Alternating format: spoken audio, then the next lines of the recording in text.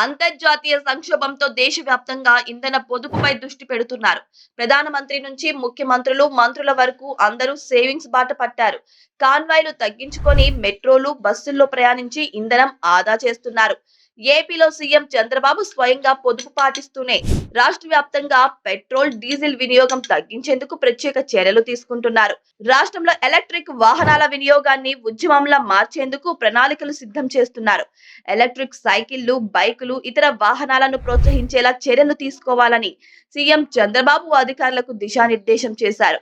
Electric వాహనాల కంపెనీల ప్రతినిధులతో వీడియో కాన్ఫరెన్స్ నిర్వహించిన ముఖ్యమంత్రి ప్రజలు సులభంగా ఈవీలు కొనుగోలు చేసే ఏర్పాట్లు చేయాలని సూచించారు. గ్రామాలు, పట్టణాల్లో ఉన్న స్వర్ణ గ్రామ, స్వర్ణ వార్డు కార్యాలయాలకు ఎలక్ట్రిక్ సైకిళ్లు అందించే చర్యలు చేపట్టారు. గ్రామ, వార్డు కార్యాలయాల్లో పనిచేస్తున్న సిబ్బందికి మొత్తం 16,000 ఎలక్ట్రిక్ సైకిళ్లు ఇవ్వాలని సీఎం చంద్రబాబు అధికారులను ఆదేశించారు. ప్రజలు విద్యుత్ వాహనాలు సులభంగా కొనుగోలు చేసేందుకు రుణాలు అందించే ప్రయత్నం చేయాలని, ఇందుకోసం ఒక స్పెషల్ పర్పస్ వెహికల్ ఏర్పాటు చేయాలని స్పష్టం చేశారు. ఈఎంఐ పద్ధతిలో ఎలక్ట్రిక్ వాహనాలు అందించడంతో పాటు ఈవీఎంల రీఛార్జ్ కోసం ఛార్జింగ్ స్టేషన్లు ఏర్పాటు చేయాలని సీఎం సూచించారు.